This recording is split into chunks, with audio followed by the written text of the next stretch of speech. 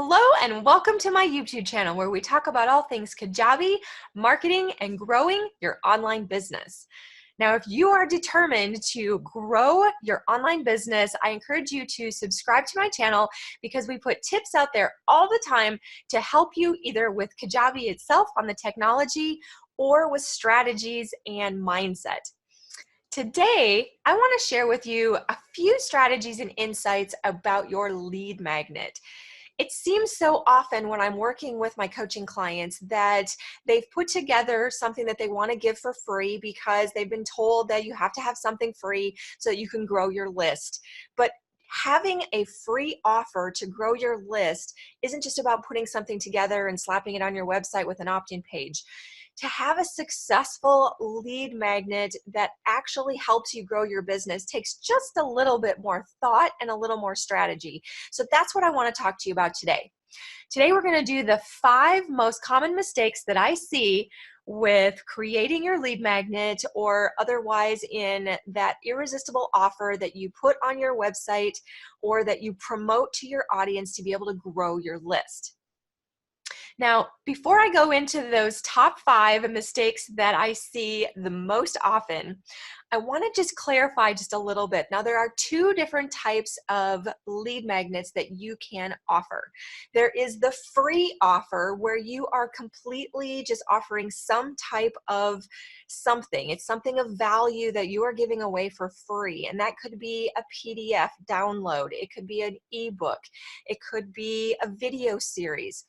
Maybe it's a webinar or a live event or an online event.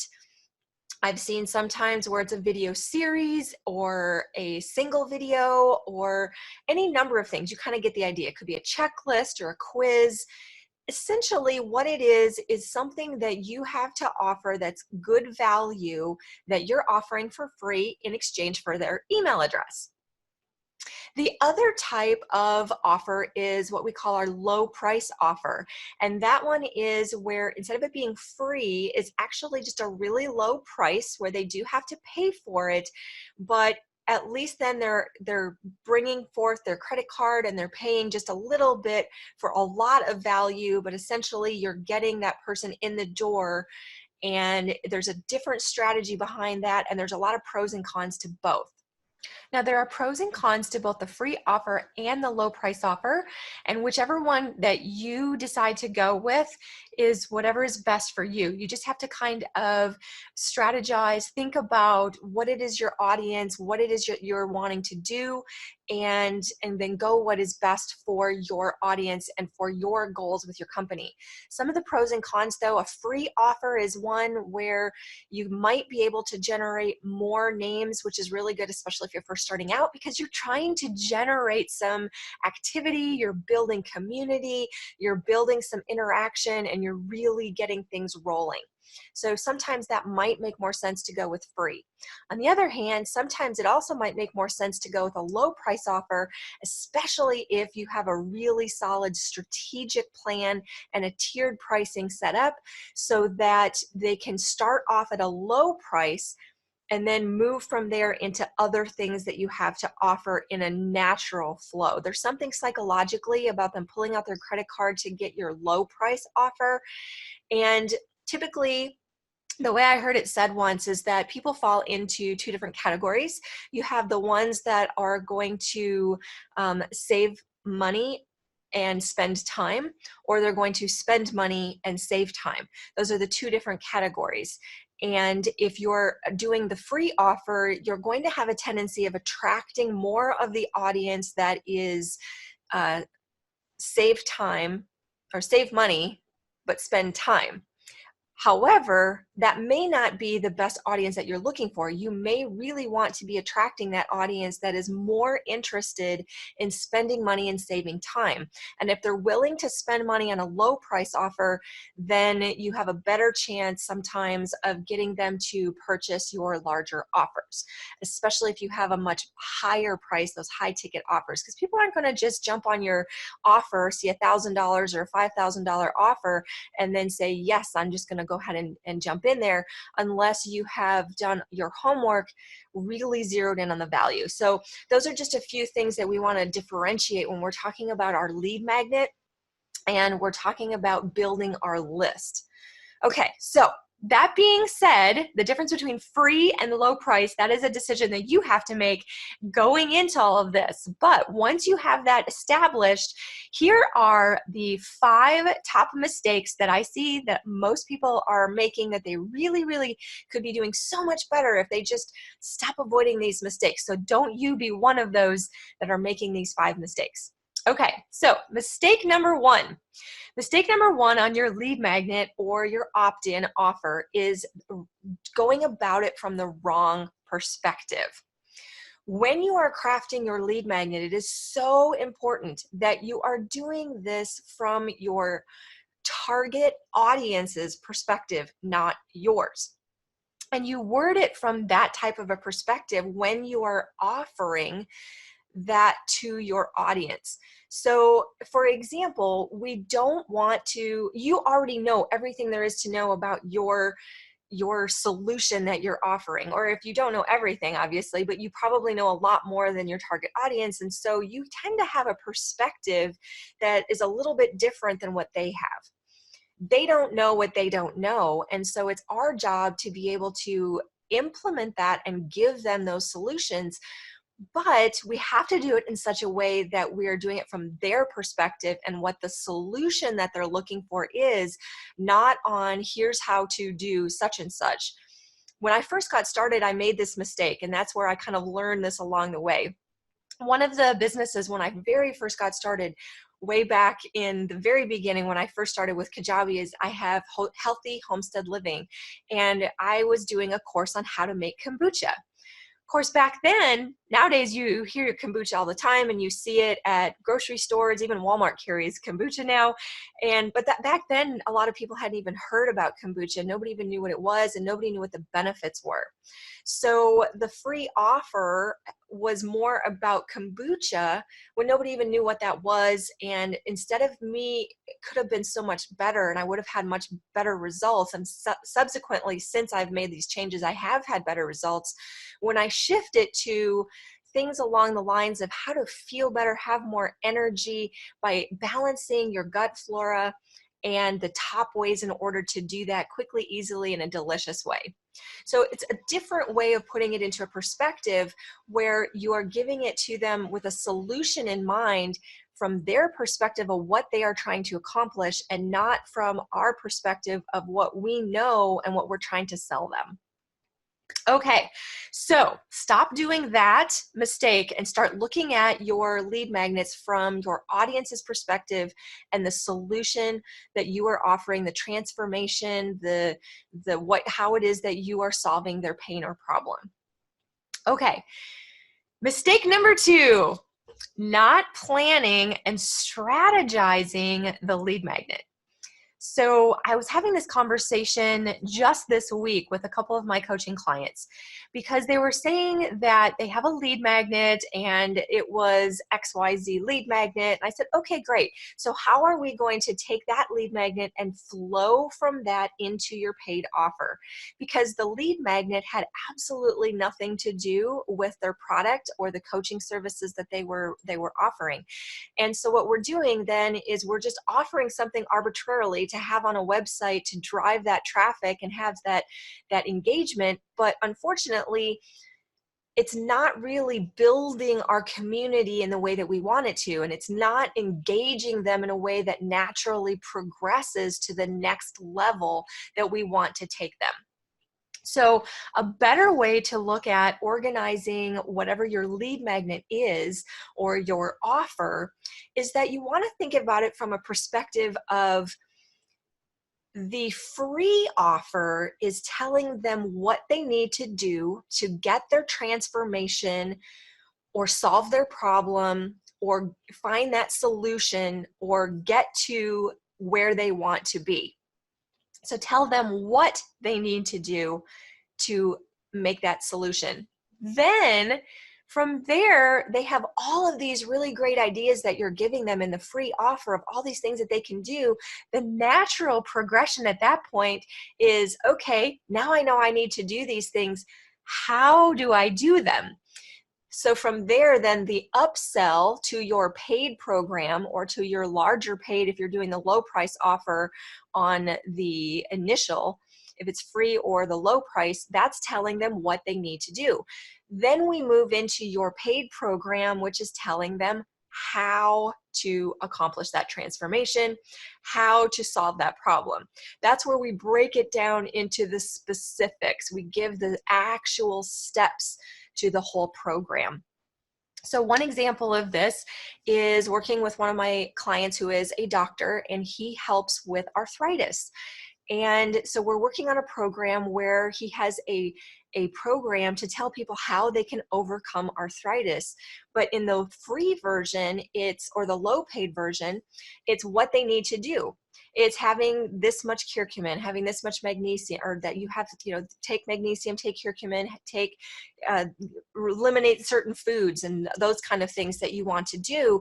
But then the full version, which is a natural progression from there, is the specifics of how many milligrams of magnesium and how often you should take the curcumin, and how what recipes that they can do to be able to eliminate those inflammatory foods, and what therapies that they can look at, and the very specifics. And so then it becomes this very logical flow and strategizing then that in the free or low paid version is what they need to do, and then naturally progress them to your next level of what it is that you offer. And then once they have that, then the natural progression from there is to go to the coaching or whatever the next level up that you have from there. Maybe it's a membership, maybe it's a one-on-one coaching call, or something like that. That is then a little bit more expensive. So now what we're doing is we're strategizing. Instead of just having a free offer that we're throwing out there, we have a very specific strategic offer that we're giving them as an entry-level introduction to all of this amazing stuff that we're offering, and then taking it a natural progression from there to essentially get them on your bus and then take them on a specific journey. All right, so from now on, you're going to strategize and think about what your offers are and what the natural progression is from there to take them from your free offer to your paid offer. Mistake number 3, we're getting there. We still have 3 more to go. Mistake number 3 is not building up enough value in the invitation to your offer.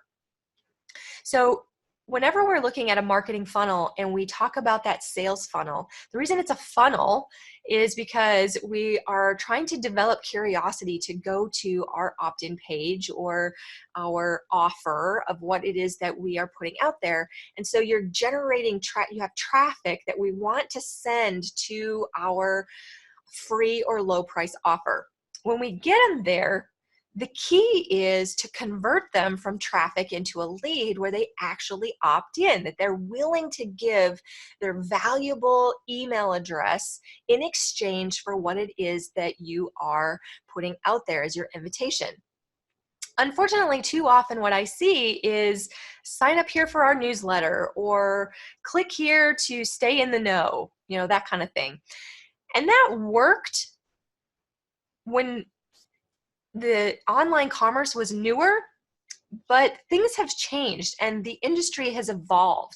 And we're getting to the point now where people are just being inundated with emails and marketing and social media. And, when we have our phones on us all the time, I think the statistics is something like 1,000 different ads that we're seeing in any given day. And that's constantly being bombarded. And so you're just all these things. So there has to be some very specific thought that goes into that offer page once you get traffic to there, so that you can actually get them converted from that traffic into a lead. So the way that you do that, of course, is with engaging imagery. So that might be with video, it might be with your graphics, although that doesn't have to be perfect. It just has to be enough to where it gets the attention of your target audience. And then more importantly is that in the content of that page, whether it's in the content of your video or in the copy or in bullet points or in FAQs or whatever it is that you put in there, that it's continually driving in the transformation and the value proposition that you are offering from their perspective, again, that we talked about in mistake number 1, that there's that perspective that what is it that they want for their solution and what can we do to help them. And then kind of be thinking about too, sometimes the mistake too that goes along with this is not thinking about what are some of the objections that they may have. So a lot of times objections are, I don't have time, or it's going to be too hard, or I don't think I can do this. So if we word it in such a way where you overcome some of those subconscious thoughts, that just makes it so easy for them to just go ahead and put in their name and email address, possibly on a low price offer, even just putting in that credit card so that they are getting what it is that you offer, that they want it so bad that it doesn't matter that they're giving them that precious email address, knowing that you're going to be contacting them and they're going to be inundated potentially with emails. So make sure that you are really zeroing in on the value that you are giving them in this offer. Okay, mistake number 4, not giving enough value. So kind of goes along with what I said in number 3, that we're not portraying enough value, but then we just have to make sure that in the offer itself, that we are over delivering on what it is that we said we were going to give them. Now, I'm not telling you to give away the farm, because we want to make sure that we're giving them higher than expected value, but at the same time, this is why we go back to in the free or low paid version, we're giving them the what, and then they purchase the specifics on the how, because we still want to have it to be where it's like, wow, they gave me all of this for just my email address or just for this small price.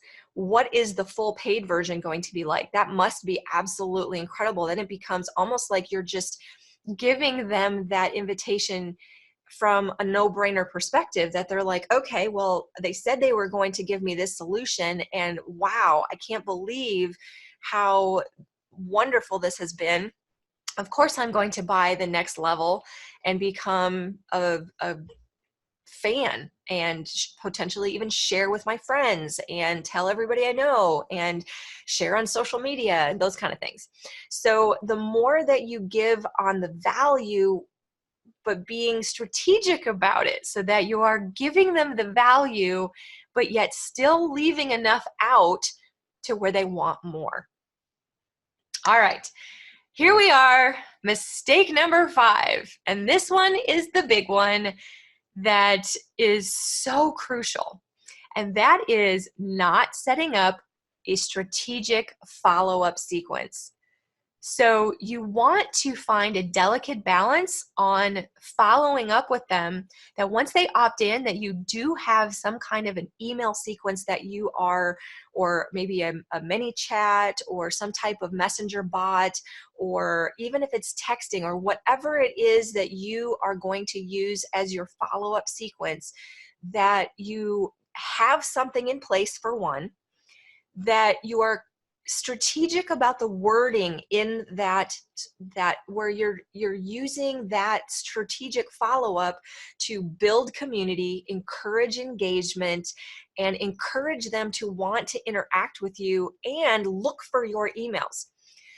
So the tendency is, and what I see so often is, one, that you don't actually have a follow-up sequence. So of course that is a definitely no. You want to have some type of follow-up sequence. 2 is when the follow-up sequence is nothing but, okay, great, now you have this free version, now go check out my sales page for the paid version. We do want to do that, but not where it's in every email. So it's kind of like where they talk about in your social media strategy, it's kind of similar in that you don't have every day is a buy my product post. We want to balance that out where you have an inspirational quote, here's some value proposition that we're giving them more content, more value, more tips. Check out my social media. Be sure to join our community where we have our community on all the different social media channels so they can connect with you and start engaging with your audience and other team members or other audience members. So you're inviting them on that level and giving them some inspiration as well as go to my sales page, buy my product. You want to do that inspiration, you want to do that invitation, but do it in a way that is not inundating them with buy my stuff, buy my stuff, buy my stuff, because that just kind of turns people off. So have some kind of really good, just think about the wording. And that one, you want to be as conversational as possible. You want to keep it short and sweet because long text emails just don't capture people. And doing it over a period of time where in the beginning it's a little closer, but then you start spreading it out just a little bit and then have those touch points so that we're constantly giving them an option to be able to come back and check out your stuff at a later time. Make it easy for them to find you and navigate to where you want to take them. So that is my 5 top mistakes that I see so often on developing a lead magnet strategy or not developing one in that case when we're talking about mistakes. So start thinking about it from a different perspective. Look at what it is that you have for your lead generation tools on your site and kind of dive in there and do an assessment on what it is that you currently offer and see if there's ways that you could potentially tweak that just a little bit. Maybe that tweak is that you're not doing it for free anymore and that you are going to start charging, even if it's just a little bit, so that you can attract that audience that is going to engage with you from a spend money, save time perspective, to get the specifics of what it is that you offer from a different mindset. Maybe you might want to shift what it is that your actual offer is so that it's giving a more strategic thought to what you offer to what your paid offer is, that it ties together and it's a natural progression.